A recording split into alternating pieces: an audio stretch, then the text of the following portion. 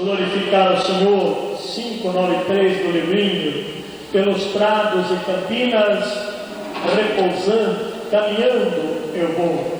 Vamos glorificar com muita alegria esse cântico, 593, se eu não estou enganado. Vamos glorificá-lo cantando.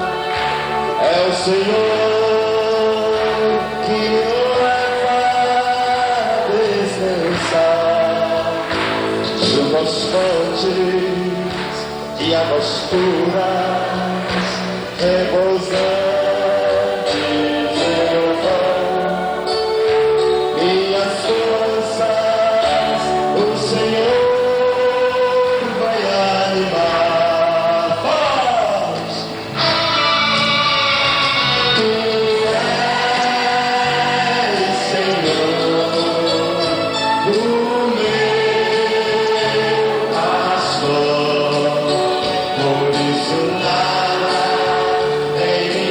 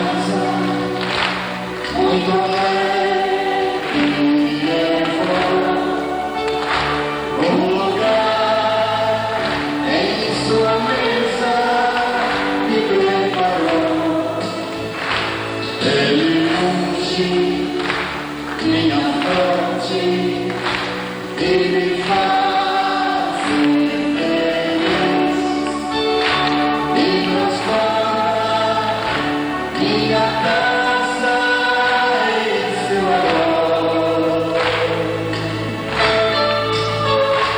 Tu és, Senhor, o meu pastor, por isso nada em minha vida faltará.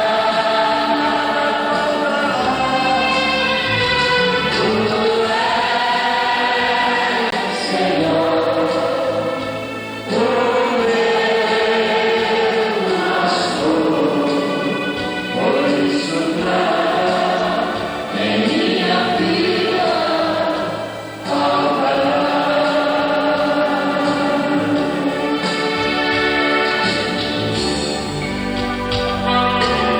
Mesmo Senhor,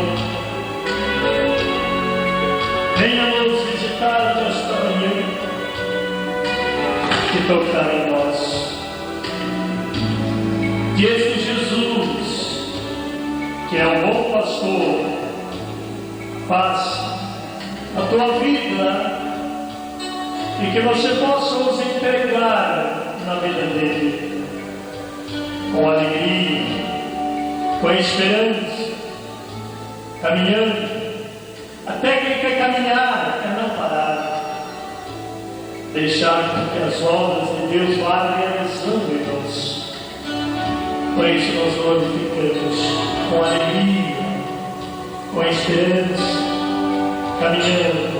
Eu vou fazer cantar agora um pouco mais baixo, para que a gente vá assimilando as palavras, para que ela vá entrando dentro de nossos corações, pois nós estamos aprofundando no Senhor, entrando no campo da misericórdia, entrando na comunhão com os santos, com alegria e esperança. Com alegria Você vai cantando e essa esperança, caminhando eu vou. Minha vida está sempre em suas mãos. e na casa do E Senhor na casa eu irei habitar. do Senhor eu irei habitar. E este canto Esse canto para sempre ele cantará. erga tuas mãos para Deus e diga isso. Tu és, Senhor, o meu pastor, por isso nada em minha vida faltará. Tu és, Senhor, o meu pastor, por isso nada em minha vida faltará.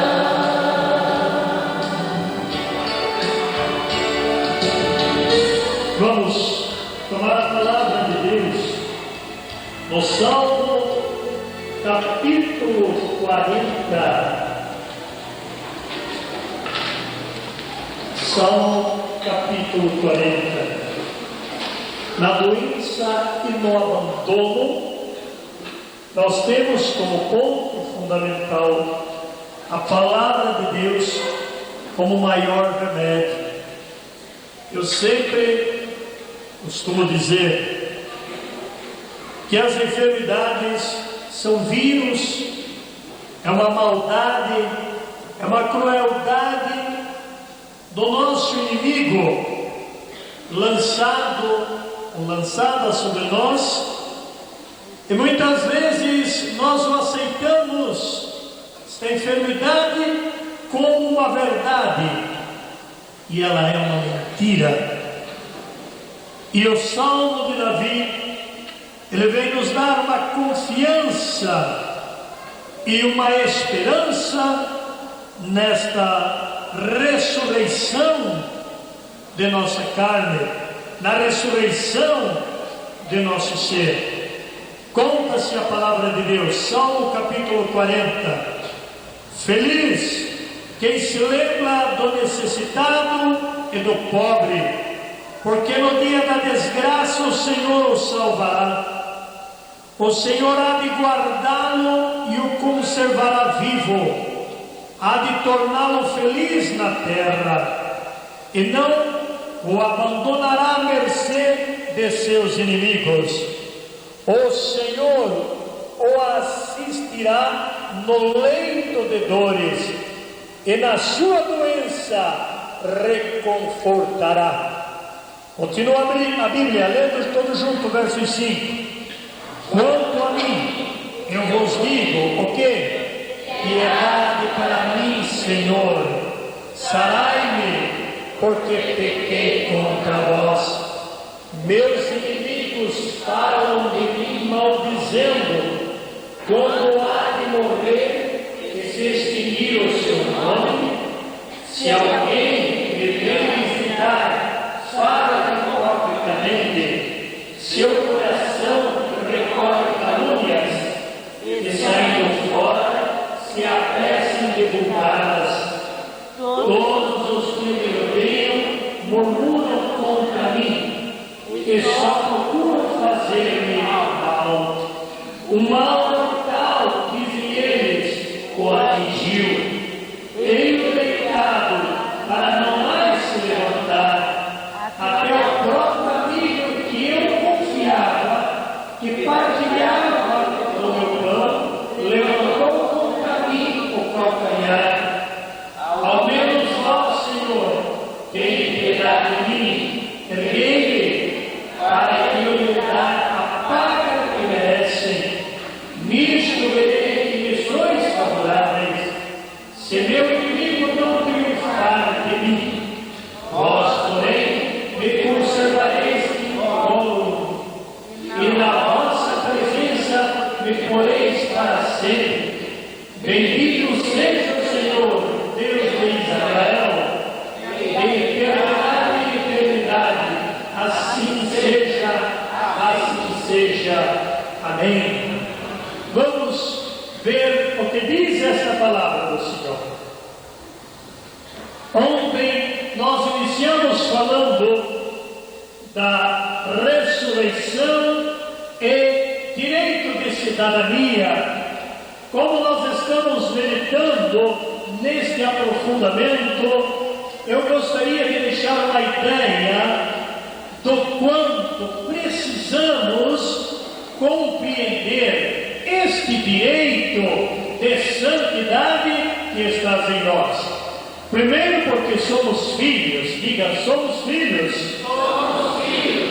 E segundo, porque Cristo nos comprou-nos e deu-nos o direito da cidadania. O filho, ele tem que herdar tudo do pai. Isto é lógico, está dentro da lógica. A herança, porém, a gente descobre pela palavra de Deus que este lado, o lado da enfermidade, o lado do pecado, o lado da maldade, não é uma propriedade de Deus.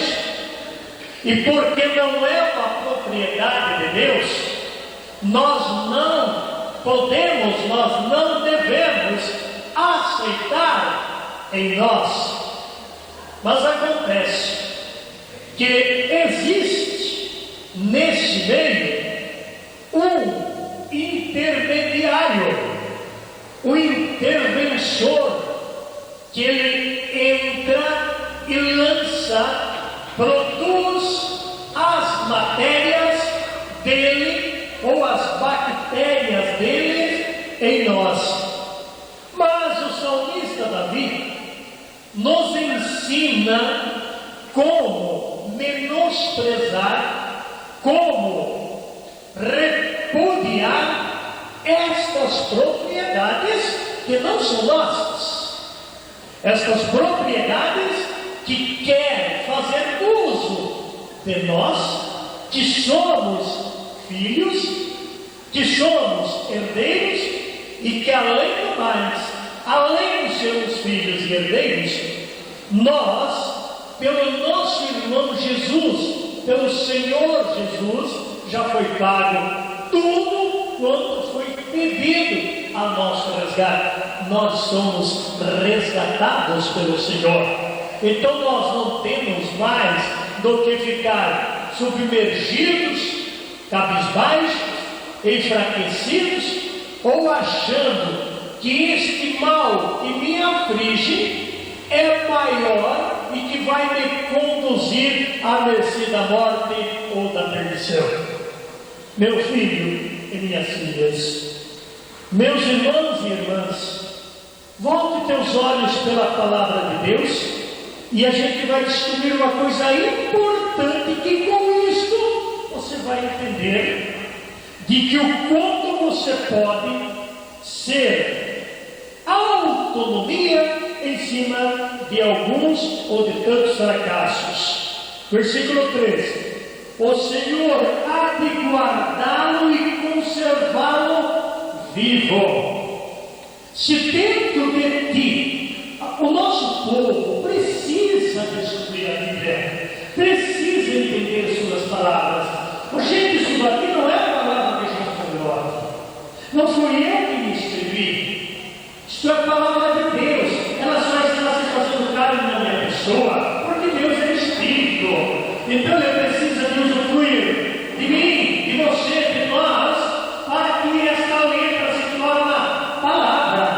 E esta palavra, se Jesus, se Deus estivesse aqui, Ele não ia falar outra palavra para nós, se não fosse essa. O que Ele deixou escrito é o que Ele quer que nós ouvimos, é o que Ele quer que nós percebemos. E o que Ele diz? O Senhor há de guardá-lo e conservá-lo vivo, até te tornar feliz na terra, e não abandonará a mercê de seus inimigos.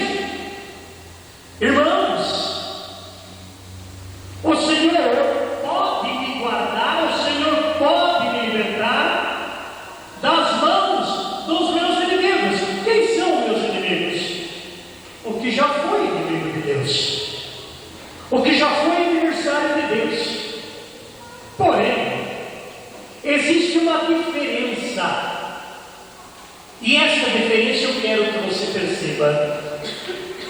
Como o adversário de Deus não pode destruir Deus, ele não pode destruir o Filho unigênito e primogênito, então ele jurou vingança nos descendentes que, segundo a Bíblia, nos chama de santos.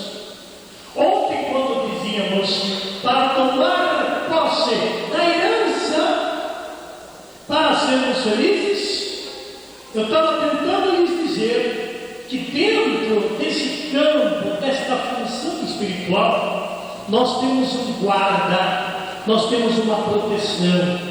E é bem isso que dizemos: a nossa proteção está no nome do Senhor.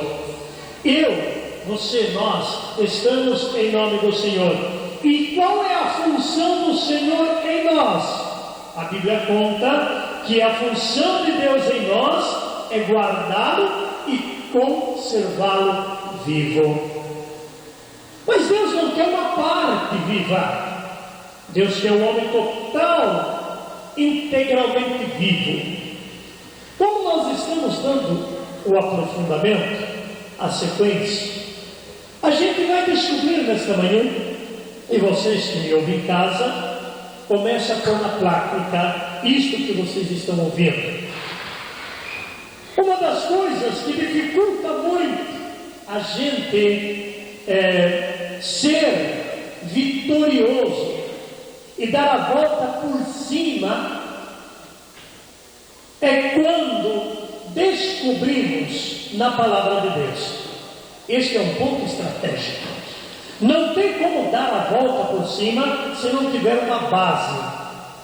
Dar a volta por cima não é ser orgulhoso, não é ser o maior, não é ser o perfeito.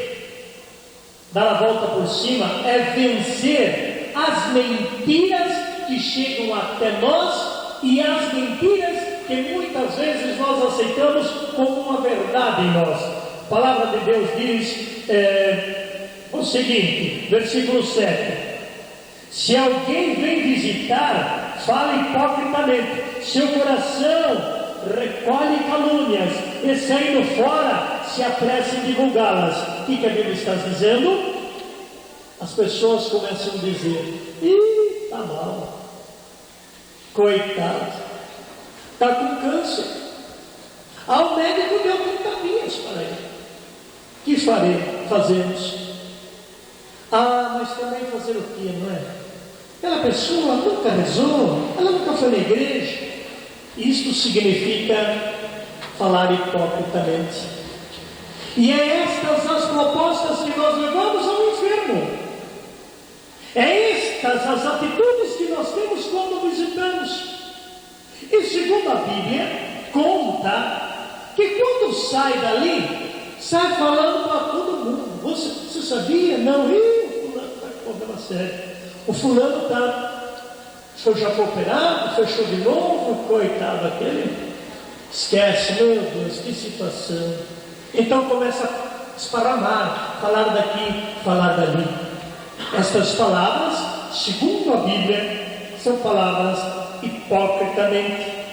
A Bíblia conta que no versículo 7, se alguém me vem visitar, fala hipocritamente, seu coração recolhe calúnias e saindo fora se apressa em divulgá-los. Versos 8: todos os que me odeiam murmuram contra mim e só procuram fazer o mal. Quem é que me odeia? A minha enfermidade. E às vezes essa turma são várias.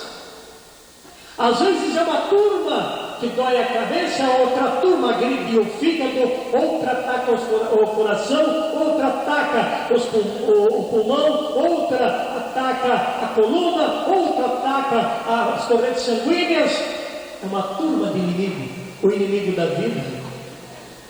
Bem, por isso que nós temos nesses tempos tão difíceis, buscar no Senhor, buscar a nossa proteção no Senhor e saber nos guerrear contra estas hipócritas pessoas do mal que vêm nos ferir, estas ações do mal que vêm nos aterrorizar, estas ações do mal que vêm nos esmagar. Irmãos, quando se busca e quando se encontra o que busca, encontra a felicidade, encontra a esperança, encontra a grandeza de sentir na presença de Deus. E a Bíblia diz, no versículo 9: o mal mortal, dizem eles, o atingiu. E vamos refletir sobre isso. Ei-lo deitado para não mais se levantar. Até o próprio amigo em que eu confiava, que partilhava do meu pão, levantou contra mim o calcanhar. Olha que coisa interessante. Se não entendemos, dá a impressão de que a Bíblia está falando ao contrário da realidade. Não, nós é que estamos vivendo ao contrário da realidade. A Bíblia está certa. Até aquele a quem nós comíamos e bebíamos, agora ele olha para a gente e não vê mais como amigo, vê como um doente, vê como alguém ao caminho da morte, vê como alguém que agora não tem mais jeito. E ao invés de levarmos a palavra de ânimo, nós levamos a palavra de humilhação. Virou o calcanhar, como virando a costa. Eu não aguento mais. É um grande amigo, eu não suporto ver ele daquele jeito. Olha, sinceramente, eu nem mais vou visitá-lo, porque eu não conformo. Não é meu amigo que está ali naquela cama, não é meu amigo que está ali sofrendo. Olha, Deus, o que eu faço? Quer dizer, virou o calcanhar, virou as costas, saiu, não vê mais. Se esta tem sido sua situação, ou situações de alguém, não vamos virar mais o calcanhar. Nós vamos lutar contra toda esta situação e vamos pedir a Deus. E pode ter a certeza, nossas preces vão chegar até Deus. Ainda esta semana, a gente recebeu uma carta, eu trouxe ela aqui, uma carta em 2 vias, de um testemunho nos dado de uma pessoa que foi totalmente curada pelo câncer, por um tumor maligno na cabeça. Amados, Deus faz as obras por esse mundo e a gente às vezes nem fica sabendo tanto. Mas, que coisa extraordinária, quando a gente recebeu e viu o quanto é importante dar crédito nas orações, nesses grupos de orações, no movimento e na ação da igreja. E é bem isto, porque que existe uma tremenda divisões, guerras, discussões, brigas, porque o adversário de Deus não quer ver um movimento carismático crescer. Ele não quer ver porque ele perde muitos filhos, muitos eleitos.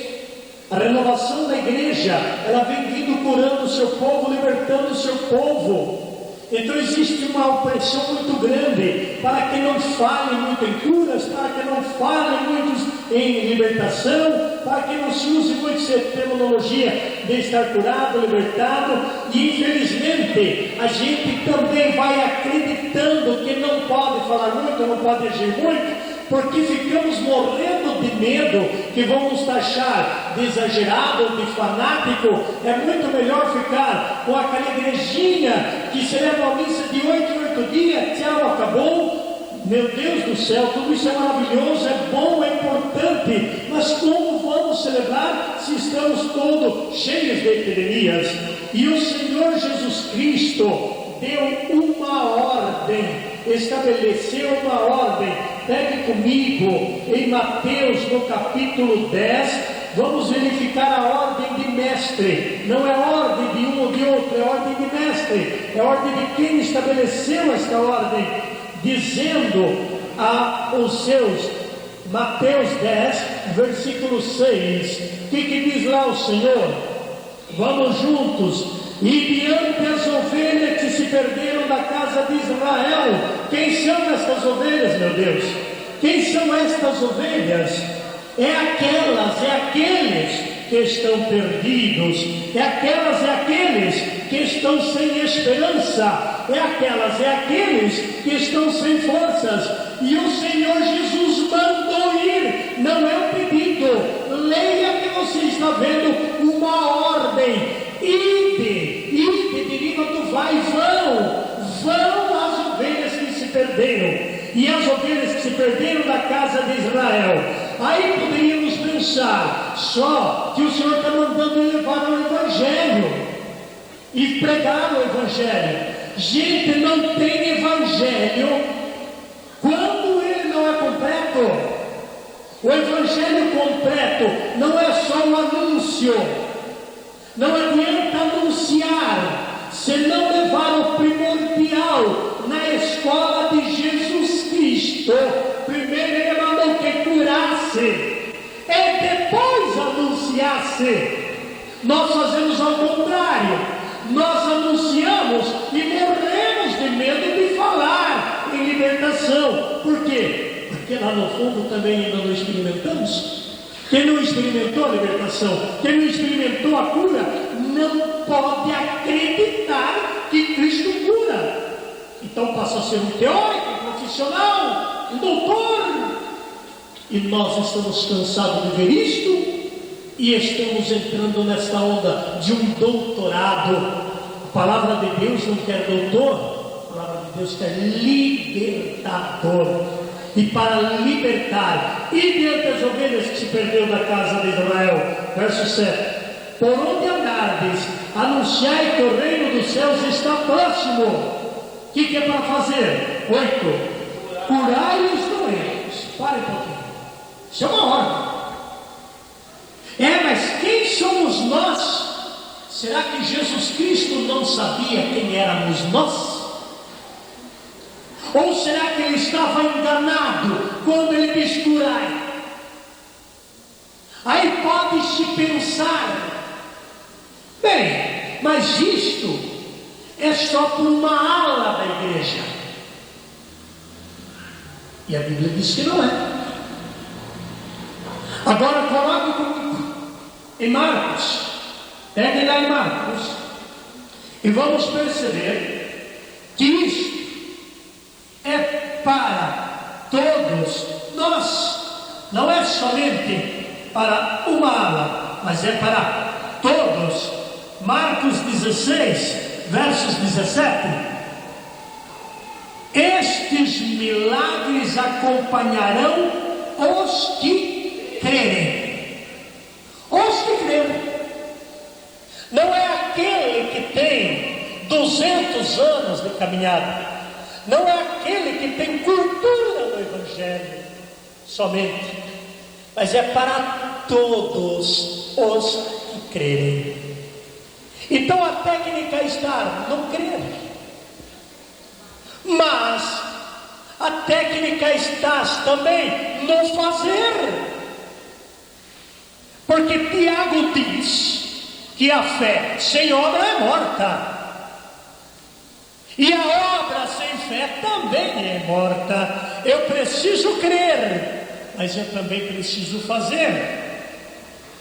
E uma maneira da gente guerrear contra os inimigos, as enfermidades e os inimigos que traz as enfermidades sobre nós, é crendo e impossibilitando a ação agir em nós, ou a operação do mal agir em nós.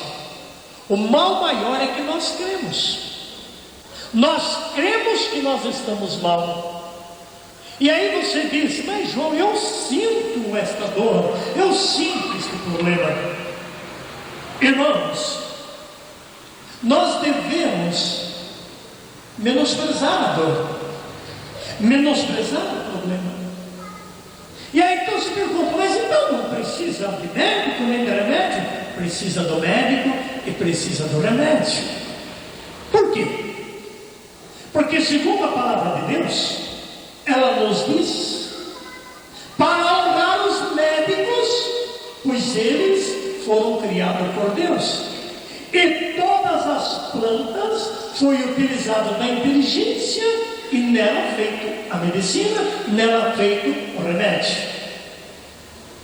Mas irmãos, tem muitas enfermidades que ela se tornou realidade em nós, nascido de uma mentira.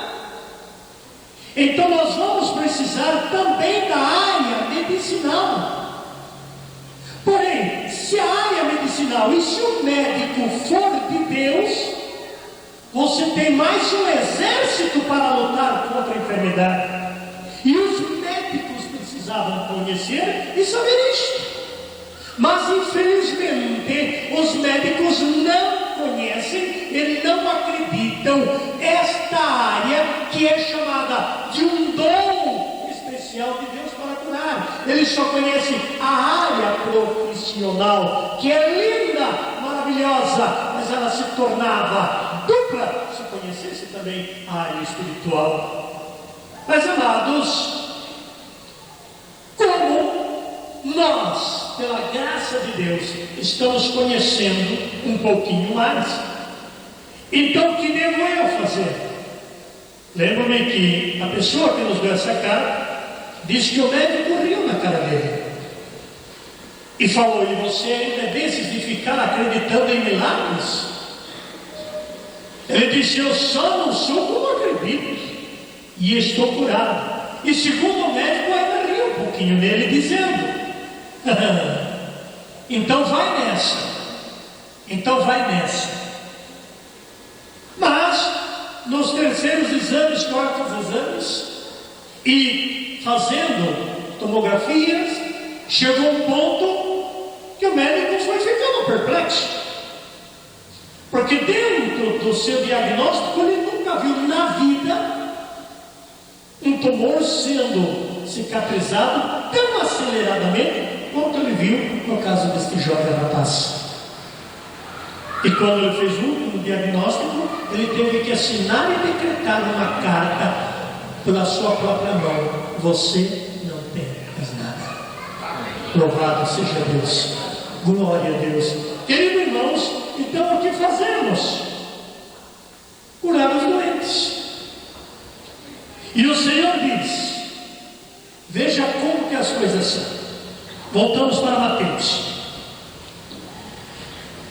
versículo 8: curai os doentes, ressuscitai os mortos, purificai os leprosos e expulsai os demônios.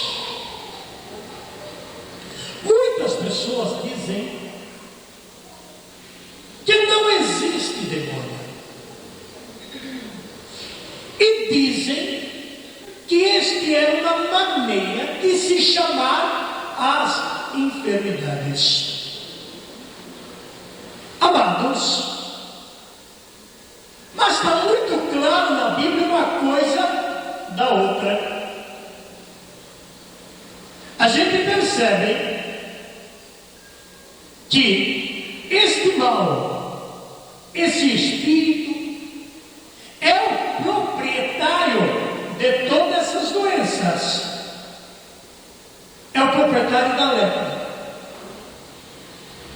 Irmãos, se não existisse demônio, Jesus não usaria o nome lepra.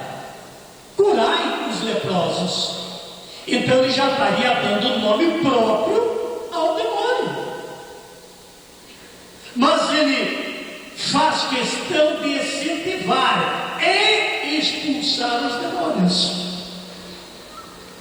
Se a lepra realmente não existisse demônio, e demônio fosse enfermidade, então curai os leprosos. Mas como Jesus é entendido nessa área, ele mandou ressuscitar os mortos que realmente estavam mortos na fé, morto na esperança, morto naquela enfermidade. Porque a primeira coisa que a enfermidade faz na gente é matar as esperanças, é enfraquecer. O vírus da enfermidade, ela enfraquece o que? O consciente, o subconsciente. Ela pega nossas esperanças e engaveta, e você não tem mais braços para lutar, mais pernas para andar, mais forças para agir. Então o que você faz? A gente fica atrofiados, amedrontados, e aí a gente cai naquela de eu sou doente, eu estou doente, eu não tenho força. Os amigos vêm e começa hipocritamente a dizer: coitado, judiação, mas fazer o quê? Deus quis assim, aceita a tua cruz. E sai papagaiando por aí afora todas essas situações. Queridos, mas a palavra de Deus diz que é para curar esses doentes, é para expulsar esses demônios, é para ressurgir os que estão com as esperanças, o morto enfraquecido. E diz ele ainda: recebeste de graça dai. Pois bem, diante da situação, nós precisamos tomar posse. Ele em nenhum momento discriminar a medicina, mas ele em nenhum momento também se fracassar diante das situações que você se encontra. Muito pelo contrário, devemos lutar até as últimas consequências e dizer ao Senhor: nas tuas mãos eu me coloco. E como isso faz, você tem uma alta potência, um alto exército para lutar contra as fraquezas.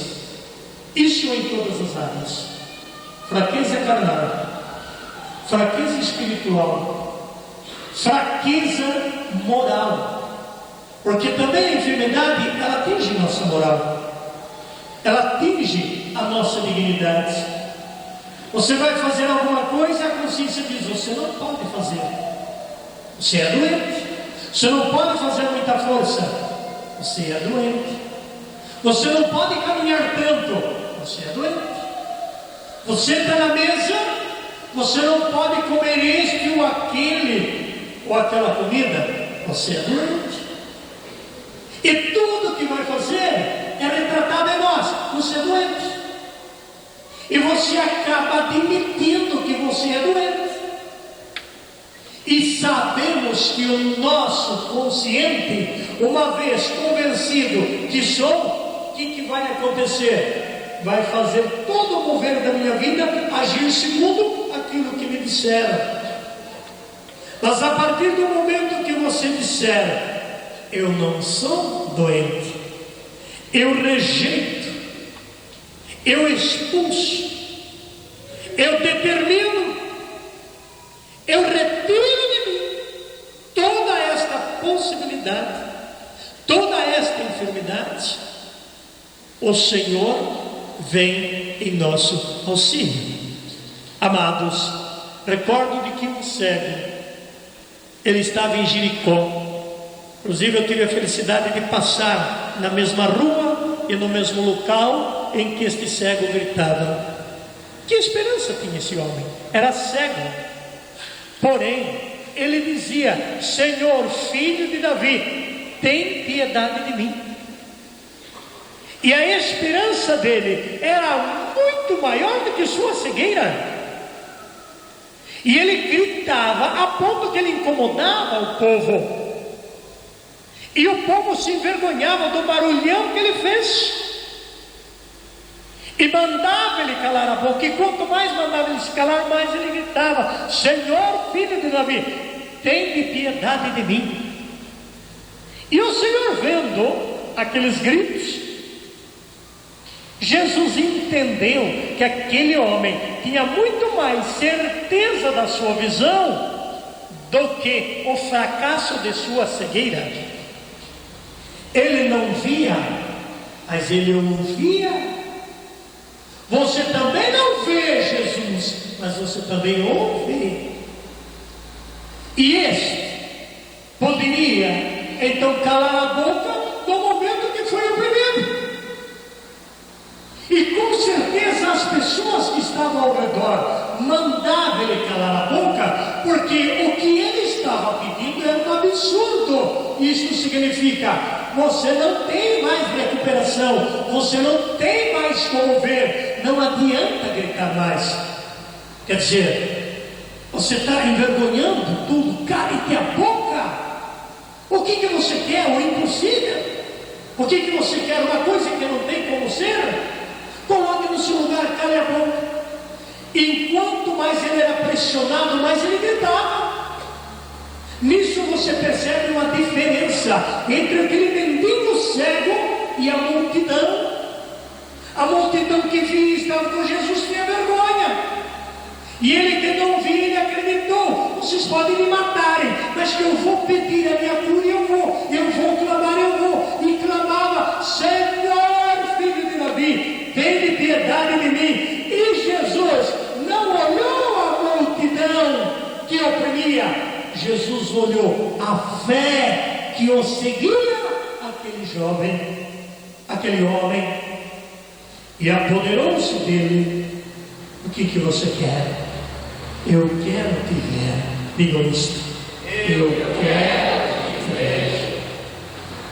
E Jesus tocou os olhos dele e ele viu. Aleluia.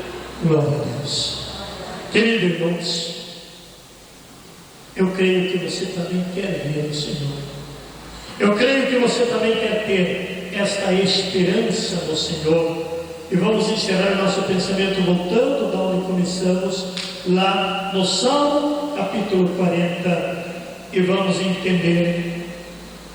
Quando nossas esperanças crescem, a gente começa a ter outra linguagem.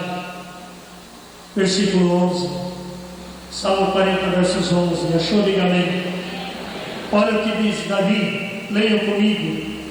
Ao menos vós, Senhor, tende piedade de mim, erguei-me, para eu lhes dar a paga que merecem. Nisto verei que me sois favorável.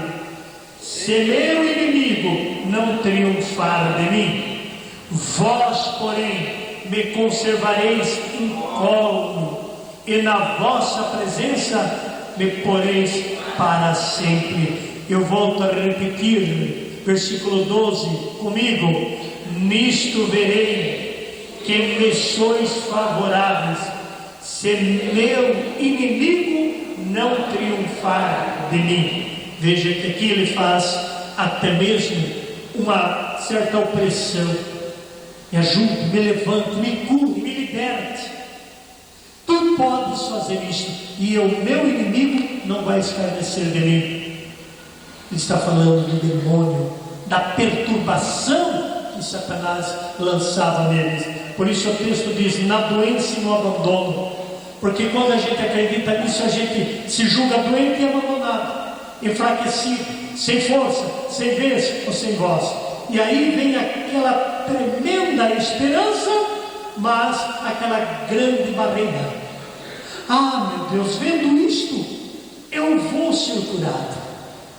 Mas como o subconsciente da gente já foi esmagado, a gente vai dizer: ah, mas acontece que eu estou com câncer. E na cabeça da humanidade, essa enfermidade não tem cura. E o que é pior, quem entende já me disse que não tem mais cura. Então, onde ficam as nossas esperanças? Em outro lado, mentiram. Um dos dramas é quando mentem. É um vírus canceroso e diz: é uma infecção. O possuidor do vírus, lá no seu consciente, ele desconfia tudo. Mas parece que ele não quer nem falar, para não ter que acreditar numa realidade. E isto mata muito mais do que a própria enfermidade. Vocês sabiam? Por quê? Porque se a enfermidade já entrou sobre nós a partir de medo, pelo medo, ela vai atingir-te. Porque o medo também é uma enfermidade. Diga, o medo é uma enfermidade. Afinal, o medo é a maior enfermidade. Porque você teve medo, você não luta. Você vai entrar num quintal e lá está escrito: cuidado, cachorro bravo. Como você tem muito medo de cachorro, você não se arrisca. E ali, se sair um cachorrinho vira-latinha por nada, porque está escrito, você já tomou a consciência: aqui tem cachorro bravo. Embora não tenha, o teu medo faz aquele cachorrinho, às vezes até caseiro, vira-latazinha, te fazer correr quilômetros. É o medo. O medo e a preocupação são os dois maiores inimigos do homem. Nós vamos estudar isso logo após o nosso intervalo. Glória ao Pai, ao Filho e ao Espírito Santo. E encerramos os salmos dizendo no versos 14, bem alto: bendito seja o Senhor Deus de Israel, de eternidade em eternidade. Assim seja, assim seja. Amém. Assim seja. Assim seja curada a tua enfermidade. Assim seja a tua alegria. Ficamos de pé. Assim seja a tua esperança. Seja bendita a sua esperança no Senhor. Assim seja a palavra de Deus em vós. Na vossa presença me poreis para sempre. Versículo 13. E na vossa presença me poreis para sempre. Vamos ler o versículo 13 todos juntos. Vós, porém, me conservareis incólume, e na vossa presença me poreis para sempre. Então agora o que vamos fazer? Vamos nos colocar na presença de Deus. Diga: eu estou na presença de Deus. Eu estou na presença de Deus. Eu vou sentir a presença de Deus. Eu vou sentir a presença de Deus. Eu vou ser tocado por Deus. Ele é o meu pastor. Ele é o que me conduz. Ele é o que me sara. Nós vamos cantando com a nossa alma: sou bom pastor, ovelhas guardarei. E nesta melodia você vai colocando todas as suas dores, vai colocando todos os seus problemas, vai colocando todas as suas dificuldades, e vamos orando para acontecer em você aquilo que você mais deseja, a sua cura. Ó Espírito de Deus, o que tu fez neste jovem, faça também nesta mulher, faça também neste homem, faça também em cada um de nós. Nós entramos neste momento na presença de Deus e busquemos a força de Deus, a força do Espírito Santo. E tenho a certeza, maior do que a tua enfermidade é a tua fé. Age com a fé, age com esperança,